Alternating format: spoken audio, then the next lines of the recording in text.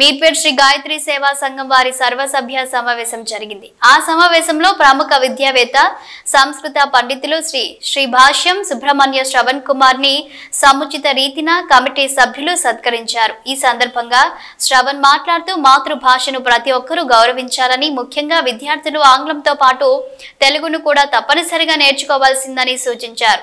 తల్లిదండ్రులు మన ఆచారాలు, సంస్కృతి, సాంప్రదాయాలపై పిల్లలకు అవగాహన కల్పించాలని ఆయన కోరారు. అలాగే కమిటీ సభ్యులు బ్రాహ్మణ విద్యార్థులను ప్రోత్సహించేందుకు విద్యార్థి సేవా పథకం ప్రారంభించారు. ఇందులో భాగంగా 15 మంది బ్రాహ్మణ విద్యార్థులకు సంఘం తరపున స్కాలర్షిప్లు అందించారు. 2001లో సంఘం ఆవిర్భావం అయినప్పటి నుండి చేసిన అనేక కార్యక్రమాలు గుర్తు చేసుకున్నారు.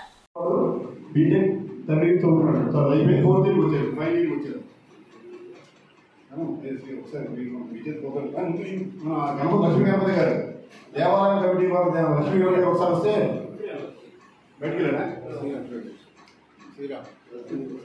చదువుకోవడం ఎంత కష్టమో నాకు తెలుసు.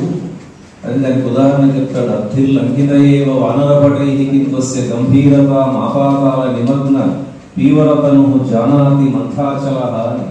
ఏదో కోతులు సముద్రాన్ని దాటాయి, ఎవరో వారధి కడితే, కానీ సముద్రాన్ని చిలికినటువంటి ఆ మంత్రపర్వతం ఉందే, దానికి ఆ బాధ ఏందో లోపల దానికి తెలుస్తుంది.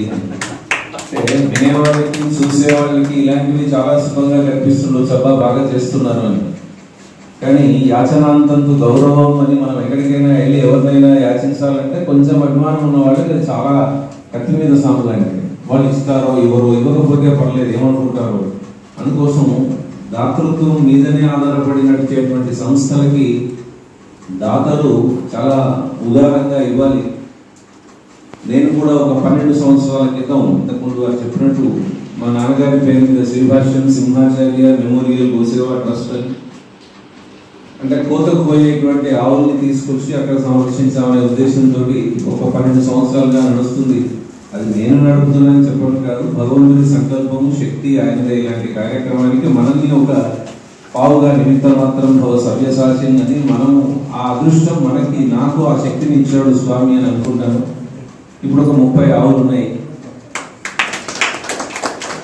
ఇక్కడ చాలా అంటే ఇప్పుడు విద్య కోసం కొంత, ధార్మిక కార్యక్రమాలు కార్తీక మాసం, శ్రావణ మాసం ఇత్యాదుల్లో చేసేటువంటి ఇది కొంత, చాలా గొప్ప కార్యక్రమాలు ఇక్కడ వాళ్ళు కూడా, కాలనీ వాసులు ఇతరులు కూడా దీనికి చేస్తున్నారు. నేను కూడా ఈ కార్యక్రమానికి నా తరపున ఒక 10,000 రూపాయలు దానికి అది విద్యకైనా చేయడము, చదువుకోవడం ఎంత కష్టమో నాకు తెలుసు. అది దానికి ఉదాహరణ చెప్తాడు. అర్థిల్లంకితయేవ వానరపటైహికింత్వస్య గంభీరత మాపాతాల నిమగ్న పీవరతను జానాతి మంథాచలః.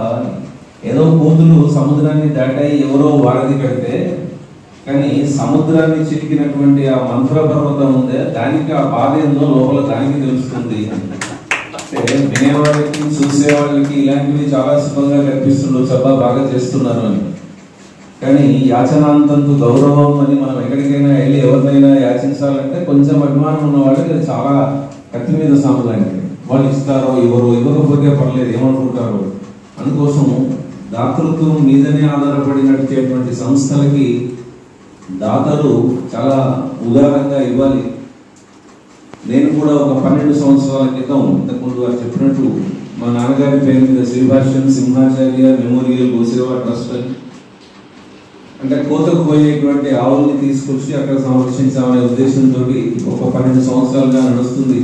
అది నేను నడుపుతున్నానని చెప్పడం కాదు, భగవంతుడి సంకల్పము, శక్తి ఆయనదే. ఇలాంటి కార్యక్రమానికి మనల్ని ఒక పావుగా నిమిత్త మాత్రం భవ సవ్యసాచిన్ అని మనము ఆ అదృష్టం మనకి, నాకు ఆ శక్తిని ఇచ్చాడు స్వామి అని అనుకుంటాను. ఇప్పుడు ఒక 30 ఆవులు ఉన్నాయి. ఇక్కడ చాలా అంటే ఇప్పుడు విద్య కోసం కొంత, ధార్మిక కార్యక్రమాలు కార్తీక మాసం, శ్రావణ మాసం ఇత్యాదుల్లో చేసేటువంటి ఇది కొంత, చాలా గొప్ప కార్యక్రమాలు ఇక్కడ వాళ్ళు కూడా, కాలనీ వాసులు ఇతరులు కూడా దీనికి చేస్తున్నారు. నేను కూడా ఈ కార్యక్రమానికి నా తరపున ఒక 10,000 రూపాయలు దానికి అది విద్యకైనా